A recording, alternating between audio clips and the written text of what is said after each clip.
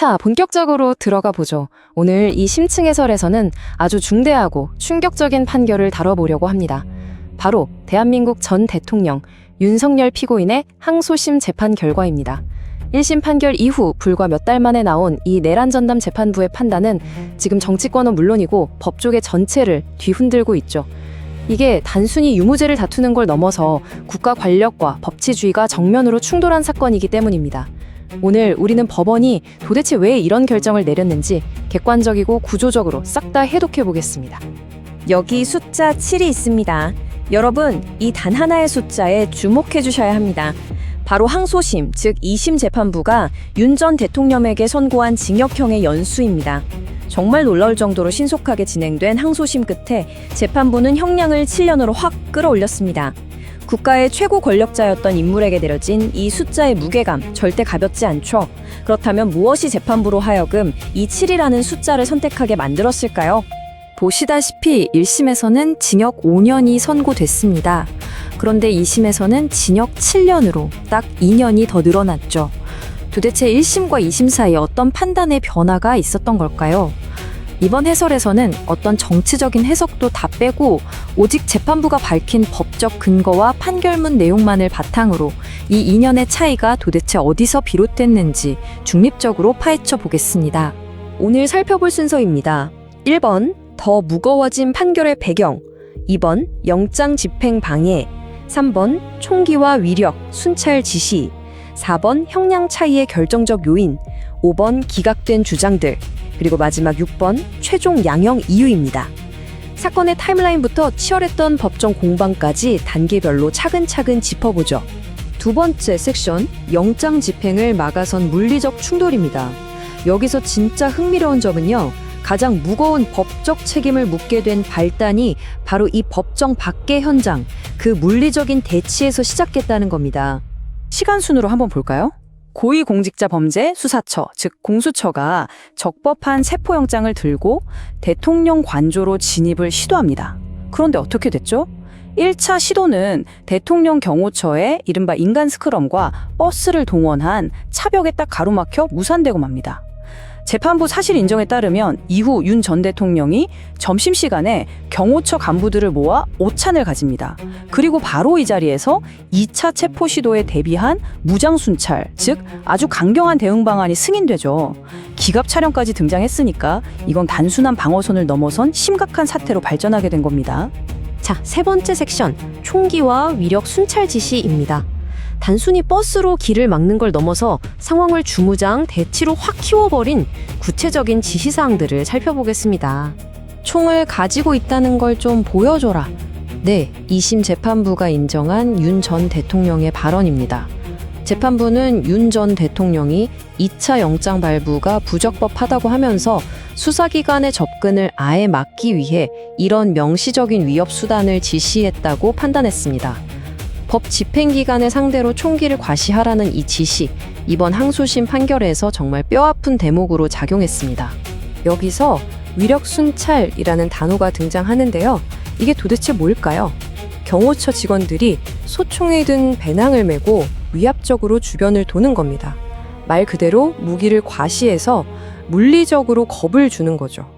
당시 경호처 차장이 이걸 하겠다고 보고했고 윤 전 대통령이 승인했다는 게 법원의 판단입니다. 그냥 길을 막는 수준이 아니라 아예 무기를 통한 물리적 위협으로 체포 자체를 원천 봉쇄하려 했다는 겁니다. 네 번째 섹션, 형량 차이의 이유입니다. 그렇다면 도대체 왜 1심의 5년이 2심에서 7년으로 늘어났을까요? 재판부가 1심과 뭘 다르게 봤는지 그 법리적인 퍼즐을 한번 맞춰보겠습니다. 이 표를 보시면 형량이 뛴 이유가 딱 나옵니다. 체포방해나 직권남용, 그리고 맨 아래 허위 공문서 작성은 1, 2심 결과가 똑같아요. 그런데 주목하셔야 할 건 바로 가운데 두 가지입니다. 1심에선 무죄였던 국무회의 심의권 침해, 그리고 외신 대상 허위 언론 보도자료 배포 지시, 이 두 가지가 이번 항소심에서는 모두 유죄로 확 뒤집혔습니다. 이 두 혐의가 추가되면서 고스란히 징역 2년이 얹어진 거죠.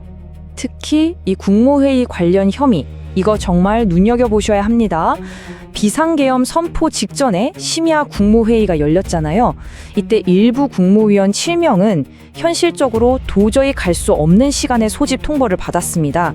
1심은 어쨌든 통보는 했으니 문제없다 이랬지만 2심 내란 전담 재판부는 완전히 다르게 판단했습니다. 이건 회의에 참석하지 못하게 만든 명백하고 의도적인 꼼수이자 절차적 하자이며 헌법 위반이라고 쐐기를 박아버린 겁니다. 5번째 섹션, 기각된 변호인 측의 주장들입니다. 그럼 피고인 측은 법정에서 어떻게 방어를 했을까요? 양측의 입장을 조목조목 객관적으로 대조해 보겠습니다. 먼저 첫 번째 쟁점입니다. 변호인 측은 그 경호처 스크럼이나 무장 순찰이 수사기관을 막으려던 게 아니라 관저 근처에서 열리던 민주노총 시위에 대비한 정당한 조치였다고 주장했습니다. 하지만 재판부 반응은 단호했습니다. 국가 공조직인 경호처를 마치 자신의 방패막이, 즉 사병처럼 불법적으로 썼고 자칫 공수처랑 심각하게 충돌할 뻔했다고 아주 강하게 질타한 거죠. 두 번째 쟁점은 수사권과 영장입니다. 윤 전 대통령 측은 애당초 공수처가 내란죄를 수사할 권한이 없으니 체포영장도 불법이라고 맞섰습니다. 하지만 법원은 달랐어요. 공수처의 수사권도 당연히 인정되고 체포영장 집행 역시 100% 적법하다는 겁니다. 게다가 100번 양보해서 수사권에 의문이 든다 치더라도 그걸 물리력을 동원해서 막는 건 법치주의 원칙상 절대 허용될 수 없다고 선을 딱 그어버렸습니다. 자, 마지막으로 좀 기술적인 법리 공방인데요. 피고인 측은 이미 국회 탄핵소추로 직무가 정지된 상태였으니까 애초에 남용할 직권 자체가 없었다. 고로 직권남용죄가 아니라고 주장했습니다. 하지만 항소심 재판부는 이 역시 기각했습니다. 그저 법적 책임을 빠져나가기 위한 핑계일 뿐이라고 일축해버린 거죠.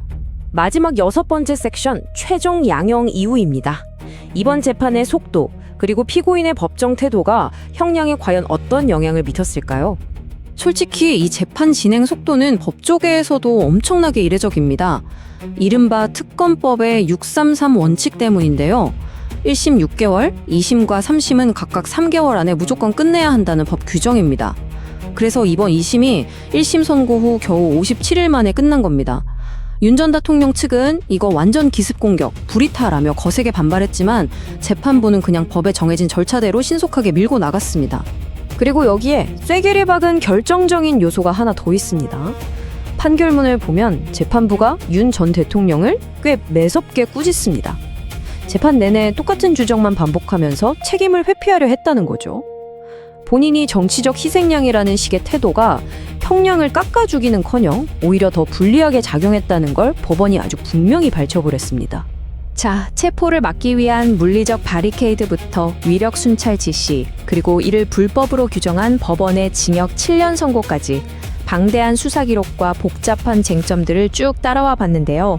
이 사건은 우리에게 아주 묵직한 질문 하나를 남깁니다. 막강한 물리적 힘이 법의 지배를 정면으로 거스리려 할 때 우리 사회의 민주주의적 안전장치들은 과연 얼마나 튼튼하게 버텨낼 수 있을까요? 오늘의 심층 해설은 여기서 마칩니다. 다음 시간에도 흥미로운 분석으로 돌아오겠습니다. 감사합니다.